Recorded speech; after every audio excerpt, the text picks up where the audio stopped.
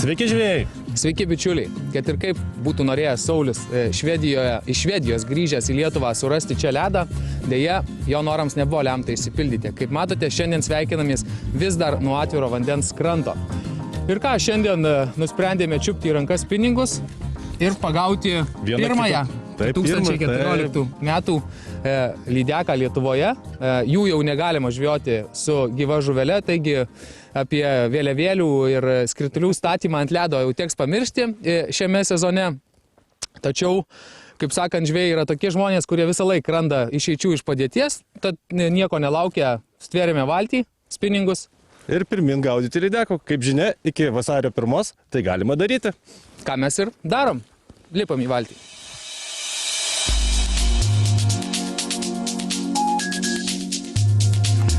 Mes radom ledo. Viskas prieš akis. Viskas bus gerai.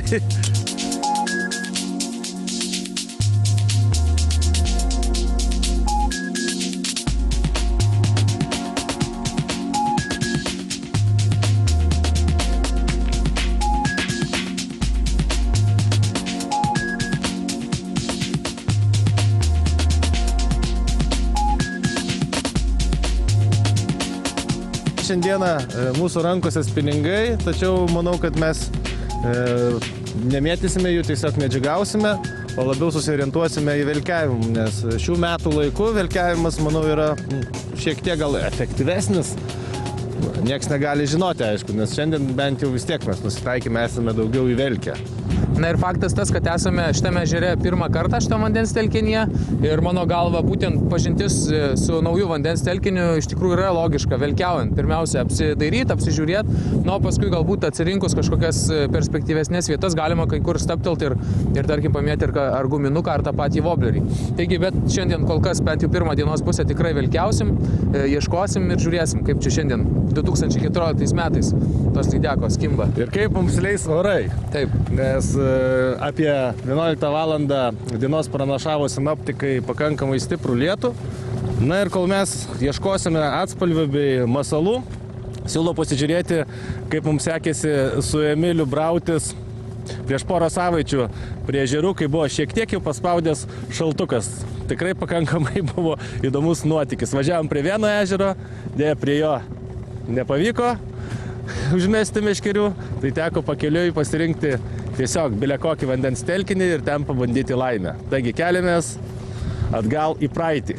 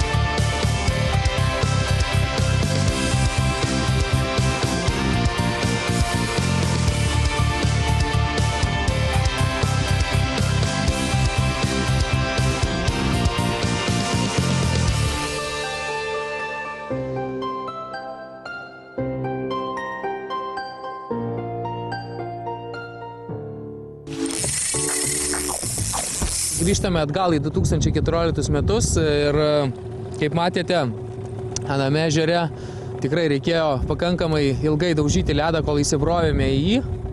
Ten porą valandų pavelkiavimą, 3 gražios žuvys, na tikrai turėjome šiek tiek smagios žvejybos.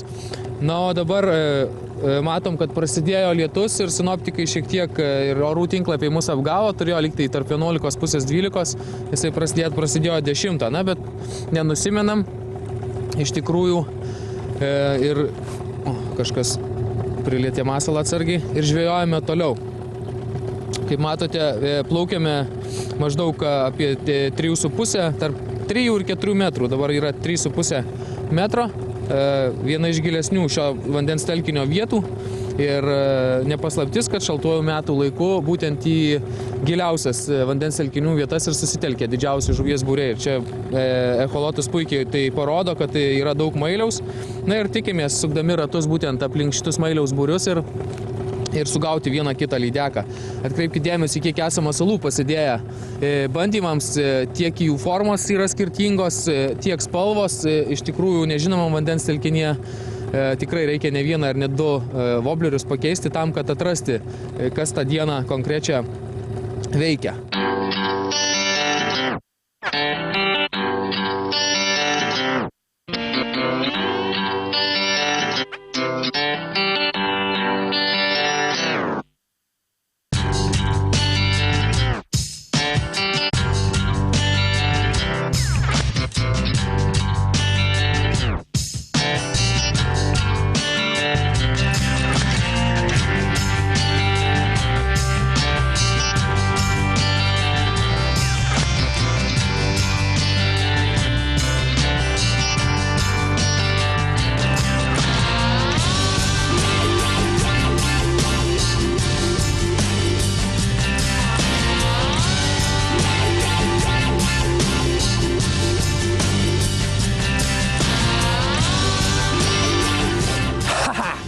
Nu ką, pirma, pakankamai greitai užkibo. Iš tikrųjų, kai visą laiką pirmiausia reikia atrasti tie veikiančias voblerių spalvas, susipažinti su telkiniu, pirmą kartą esame jame.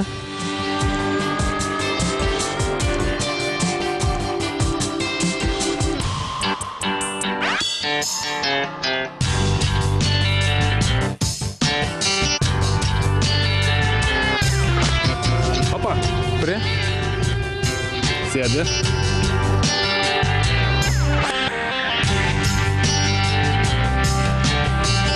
Ir Saulis atsidaro. Opa.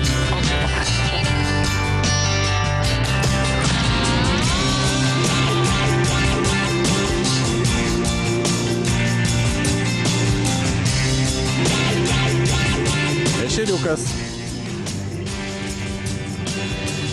Noriu pastebėti, Emilį, kad šitame ežere kokios keistos spalvos atrodo kaip starkis, toks šviesus. Kaip matote, vanduo yra, gal jūs nematysite žiūrovai, bet vanduo yra iš tikrųjų visiškai toks tamsus. Ir dėl to durpingas, matomai. Nedurpingas, gal molingas daugiau, ir dėl to lydekos yra šviesios.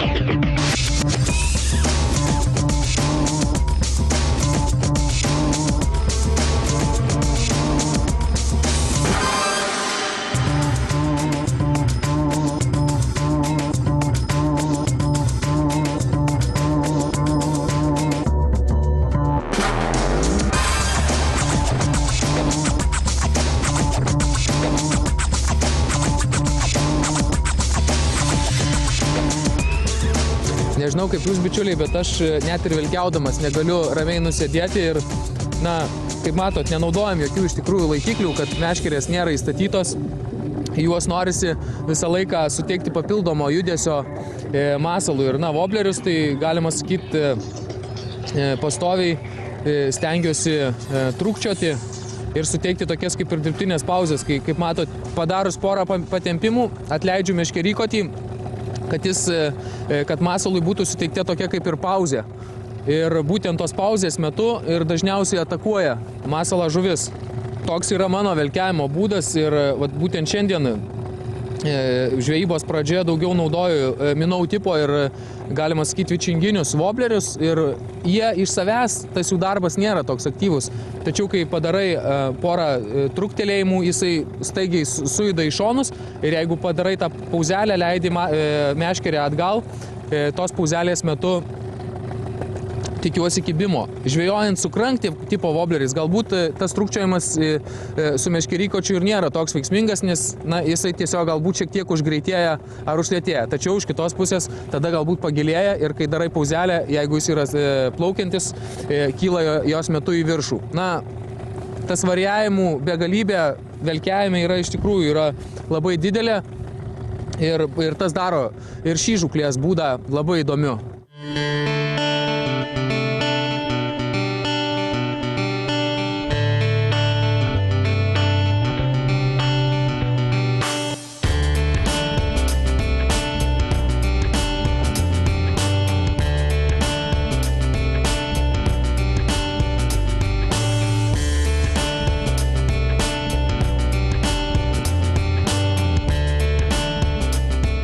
Šiandien Emilis duoda čia.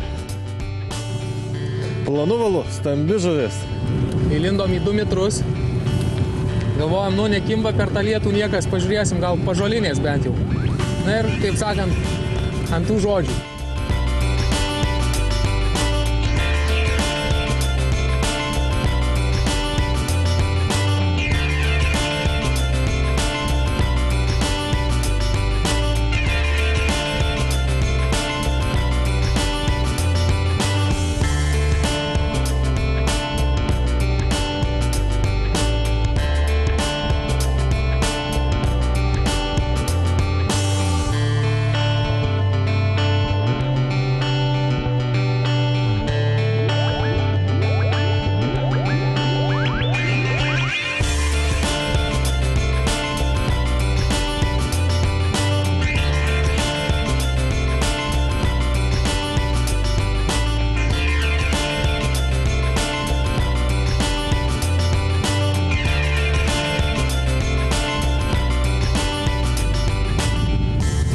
Nedžiugina, bet skaičius neblogas.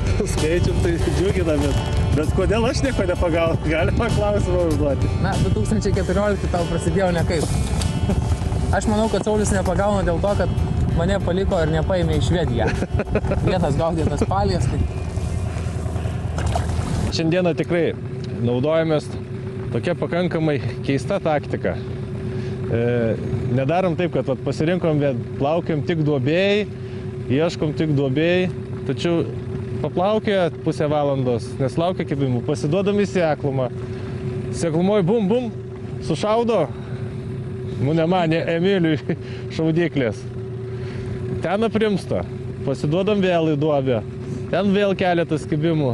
Na taip, visą šį laikotarpį 4 valandas kažkur taip žvejojom šiuo metu ir malamės.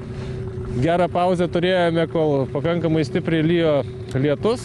Tuo metu buvo aprimęs kibimas, na dabar šiek tiek vėl prasigėdrijo ir vėl iš karto seka kibimai.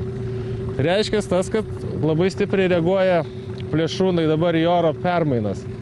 Tik atvykus oras buvo geras, iškart kibimai, prasidėjus lietui, jie savaime suprantama nurimo, pasibaigus vėl mus džiugina. Na tik tai šiandieną dydžiai tokie simboliški galime pavadinti, tačiau nors ir tokie šiuo metų laiku, tačiau puikiai džiugina. Emilių. Emilį, ne mane. Mane šiandien aplankė sėkmė tik vieną kartą. Na, bet aš manau, kad aš vis tiek iššausiu šiandien didžiausią.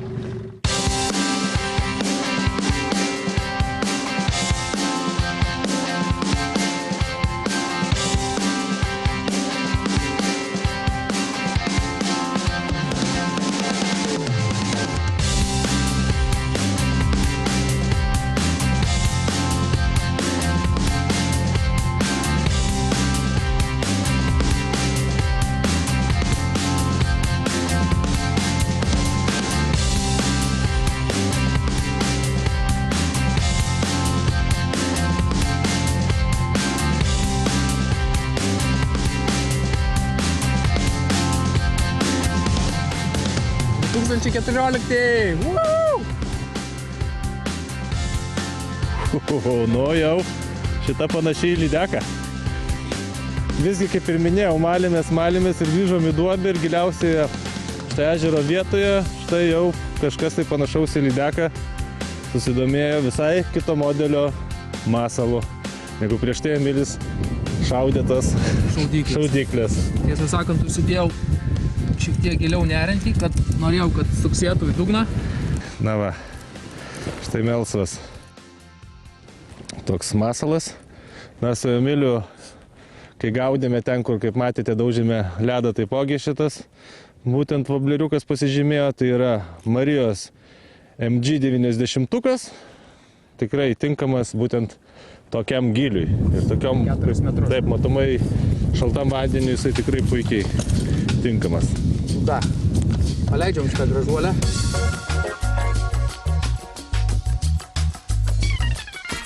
Na, aš galvoju, kad mes šiandieną jau baiginėsime žuklę, nes vėl bjursto oras. Galiausiai 1 valanda dienos. Įsitikinom, kad šiuo metu laiku žuvis kimba, tik tais vieno dalyko norėčiau dar Emilio paklausti. Kodėl jam šiandien praktiškai visos žuvis sukibo? Kaip tu galvoji, Emili? Pasiteisink prieš mane ir prieš žiūrovus. Kodėl tu taip elgiesi? Na, visų pirma, reikia pasakyti, kad Saulius nėra spiningavime pasižymėjęs nieko, niekada. Tai čia šioks toks akmenėlis į jo daržą, na, o jeigu taip pusiau rimtai, pusiau juokais, šiandien apie įrankį nenorėjom nieko šnekėti, bet begvildendami tą temą su Saulium, kodėl čia man geriau kimba, Saulius sako, gal dėl to, kad įrankis čempioniškas, tai iš tikrųjų prisiminėm, kad būtent su šiuo visiškai tokiu pačiu deriniu buvo laimėtas Pabaltijo čempionatas 2013 metais, tai Tikt and Bite spinningas, Abu Garcia Revo S30 Ritė ir Berkley Tracer Braid valas. Iš tikrųjų unikalus derinys. Pradėjau su juo žvejoti 2013 metų vidury ir jaučiau, kad būtent šis meškerykotis bus idealus lydekų žvejybai. Ir gaudėme su juo iš tikrųjų visokiom įvairiom sąlygom. Šiandien net pasiėmiau jį pavelkiaut, žinodamas, kad šis telkinys vandens negilus, nereikės kažkokių super didelių voblerių, super didelių krankų ir būtent su minau tipo vobleriukais, kuo puikiausiai su juo buvo galima netgi velkiauti, nekalbant apie tą lengvą twitchingą ir taipogi, kaip matėte, jisai labai puikiai susitvarkė tiek su tom nedidelėm lydekytėm, tiek ir su užkibusiu pakankamai solidžiu laimikiu. Tai norėčiau ir galėčiau visiems parekomenduoti būtent Tikt and Bite meškerės, kas mėgstat tokius subtilius, jautrius, nekuolus spinningus ir norit pajusti maksimalų malonumą žvejodami lydekas, tai šita meškerė yra tai, ko reikia. Tiek džigavimui, tiek šiandien įsitikinau, kad ir twitchingaujant bus jinai nepamainoma. Jau šį pavasarį, 2014 metą. Apie ritę, apie valą galbūt nėra ką daugiau įsiplės, nes pagrindinis malonumas šiandien buvo vėlgi pažvejoti su šiuo spinningu. Na, o kalbant apie masalus, galim tik tais išskirti vienintelį dalyką, tai kad šiandieną norėjo labiau melsvos spalvos. Nors man pirma lydeka susidomėjo ir ešerio imitacijos vobleriukų, štai va tokiu nedideliu Marijos. Na, Emiliui didžioji irgi užkibo būtent ant tokios formos, tik tais melsvos, vat būtent spalvos, masalų. Na ir tos didžiosios lydekos, kaip matėte, sukibo ant minau, būtent tipų šiek tiek giliau neriančių masalų. Kągi, baigiam šiandien savo laidą. Tikrai negalim pažadėti, kad kitą savaitgalį susitiksime jau ant ledo. Neaišku, kur susitiksime, bet kad tai bus žvejyba, tai fakt. Na, šiandien tiek. Iki susitiksime po savaitės tuo pačiu metu. Ate.